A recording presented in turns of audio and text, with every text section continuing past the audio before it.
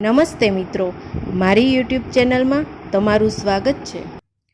પ્રેમ કોઈ પણ ઉંમરે હોય, તેની અનુભૂતિ કહો કે અનુભવ, તે ખૂબ જ રોમાંચક હોય છે.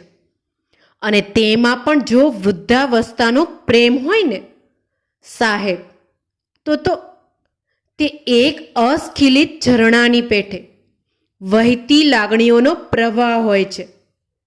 જેમ ઝરણાને વહેવામાં કોઈ રોકટોક નથી હોતી, તેમ બે વૃક્ષ પાત્રોના પ્રેમમાં ના તો કોઈ અડચણ હોય છે, ના તો સમાજનું કોઈ બંધન.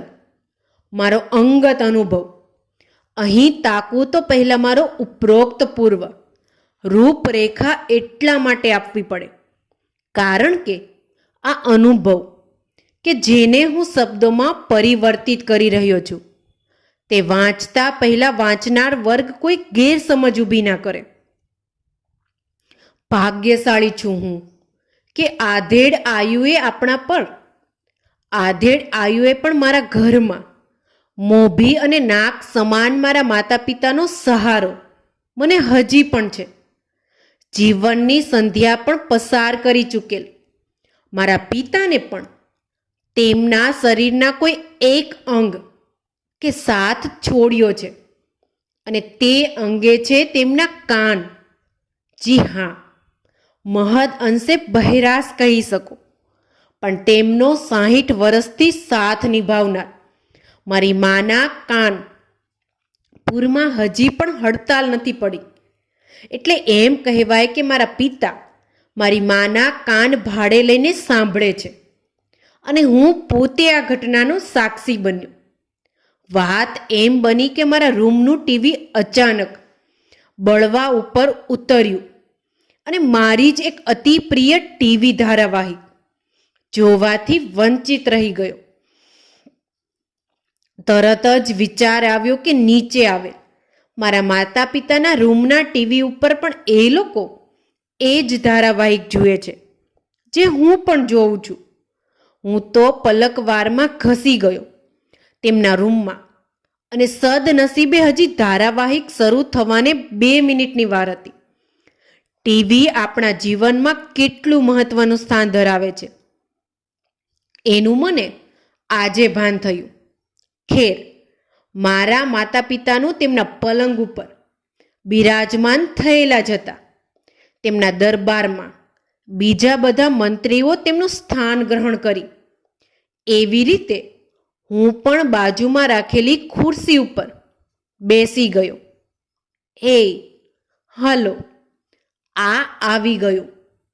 પોકાર પડ્યો મારા માતૃશ્રીનો, અને પિતાને કોઈ કંઈક બોલતું હોય તેવો આભાસ થયો. તેમને મારી મા સામે જોયું ને પ્રશ્નાર્થ સૂચક ભાવ સાથે જોયું. હે, કંઈ કીધું? એટલે મારી માએ ટીવી તરફ ઈશારો કરીને કહ્યું કે ધારાવાહિક શરૂ થઈ રહી છે. મારું ધ્યાન અત્યાર સુધી ટીવી ઉપર જ હતું, પણ અનાયાસે જ મારું ધ્યાન તેમના વાર્તાલાપ પર ગયું. મારી માનો ઈશારો નહીં સમજી શકેલા મારા પિતા 60 વર્ષના લગ્ન જીવન પછી પણ તેમને ઈશારો સમજવામાં મુશ્કેલી નડતી હતી, તો મારે તો હજી હમણાં જ 25 થયા. એ ફરી હુંકાર કર્યો. શું કીધું? માં થોડી ત્રસ્ત મુદ્રામાં, અરે આ શરૂ થયું, સામે જુઓ. અને મારા પિતાએ ટીવી સામે જોઈને અદપ વાળી મને એમ કે ચાલો હવે ધારાવાહિકનો આનંદ લો. પરંતુ એ આનંદ ક્ષણિક નીવડ્યો. ઓલી સાસુને દબડાવે છે સાલો, ઘોર કળિયુગ આવ્યો છે. ક્રિકેટના મેદાનમાં જેમ આંખે દેખ્યો અહેવાલ અપાતો હોય, એમ મારી માની રનિંગ કોમેન્ટ્રી શરૂ થઈ. ઉપરોક્ત વાક્ય બોલીને મારી માએ ધારદાર નજરે મારી સામે પણ જોઈ લીધું. આમાં મને ખબર ના પડી કે મારે શું સમજવાનું હતું. જવા દો. ઓહોહો, એમ કીધું? ભારે કરી મારા પિતા ઉવાજ. સીન આગળ વધ્યો. લ્યો બોલો, સાંભળ્યું? હવે ઓલી એમ કહે છે કે આજે તમે કિટ્ટી પાર્ટીમાં જવાનું છે, તો જમવાની વ્યવસ્થા તમે કરી લો.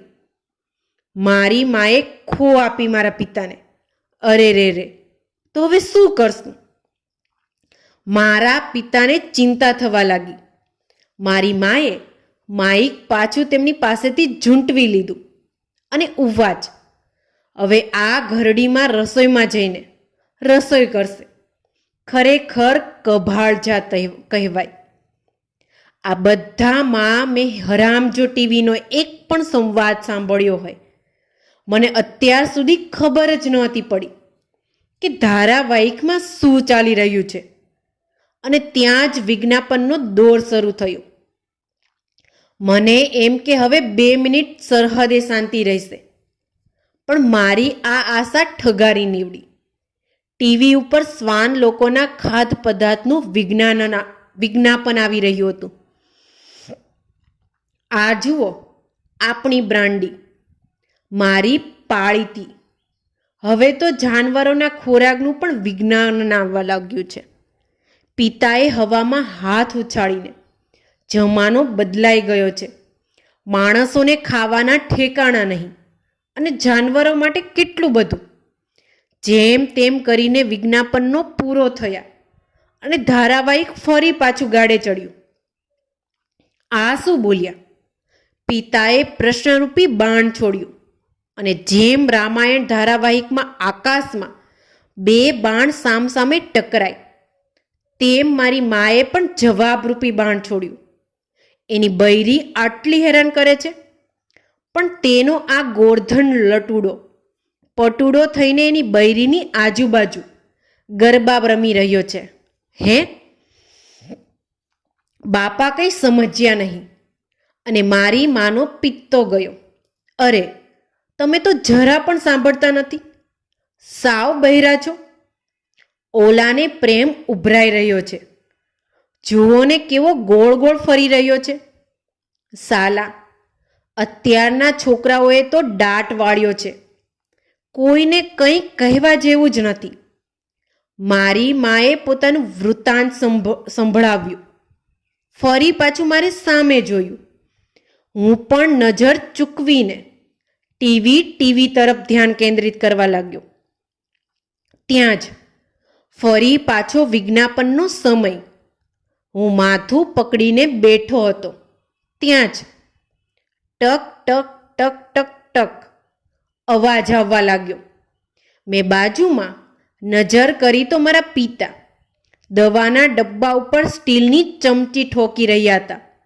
મેં ભયંકરથી અતિ ભયંકર કંટાળાજનક મુદ્રામાં તેમની સામું જોઈને, અરે પપ્પા, કાનમાં ટક ટક થઈ રહ્યું છે, મહેરબાની કરીને શાંતિથી બેસો. ત્યાં જ તેમના વકીલ એટલે કે મારી માએ દલીલ કરી, એ અવાજ કરે છે, એ તને સંભળાય છે? એમને નહીં. વાત તો સાચી હતી. એમને સંભળાતું હોત તો એ ડબ્બા ઉપર ચમચી ના ઠોકતા હોત. ધારાવાહિક અને આંખે દેખ્યો અહેવાલ ફરી પાછા શરૂ, અને છેવટે ધારાવાહિકે વિરામ લીધો. લ્યો, સાંભળો, કાલે ઓલી ઘરમાં ઝઘડો કરવાની છે, અને આ શંખ શાંતિથી સાંભળી રહ્યો છે. છે કોઈ લાજ શરમ? અત્યારના છોકરાઓ તો કંઈ કહેવા રાખ્યું જ નથી. ફરી પાછું નજરનું વેધક બાણ મારી સમક્ષ તાકવામાં આવ્યું, અને હું તો જે ભાગ્યો છું તે ના પૂછો વાત. પણ સાહેબ, એક વાત તો ચોક્કસપણે હું કહેવા માંગીશ કે જતી ઉંમરનો પ્રેમ એટલે એક યજ્ઞની વેદમાં હોમવામાં આવતી ઘી સમાન હોય છે. ભલે આંખો બળતી હોય, ધુમાડાના ગોટે ગોટા ઉડતા હોય, પણ યજમાન ઘી હોમવાનું ચાલુ જ રાખે છે. તેવી જ રીતે ગમે તેવી વિષમ પરિસ્થિતિ હોય, પતિ પત્નીમાંથી કોઈ એક ના સાંભળતું હોય, કે કોઈ પ્રજ્ઞાચક્ષુ હોય, કે કોઈ અપંગ હોય, પરંતુ તેમનો જોડીદાર તેમને મૂકતો નથી. એકમેકને સહારો આપીને આ જીવનરૂપી મહાસાગરને પાર કરતા હોય છે. મારા પહેલા માળે આવેલા રૂમની બાલ્કનીમાં ઊભો ઊભો હું વિચારોને ચક્રાવે ચડી ગયો. શું મારા માતા પિતાનો વાર્તાલાપ મને અજાણતા અમારા આવનારા દિવસોની શીખ તો નથી આપી રહ્યો ને? મિત્રો, તમને મારી આ સ્ટોરી ગમી હોય તો કમેન્ટ બોક્સમાં જરૂરથી બતાવજો. આવી જ સરસ સ્ટોરી સાંભળવા માટે મારી આ ચેનલને લાઇક, શેર અને સબસ્ક્રાઈબ કરો. Thank you so much.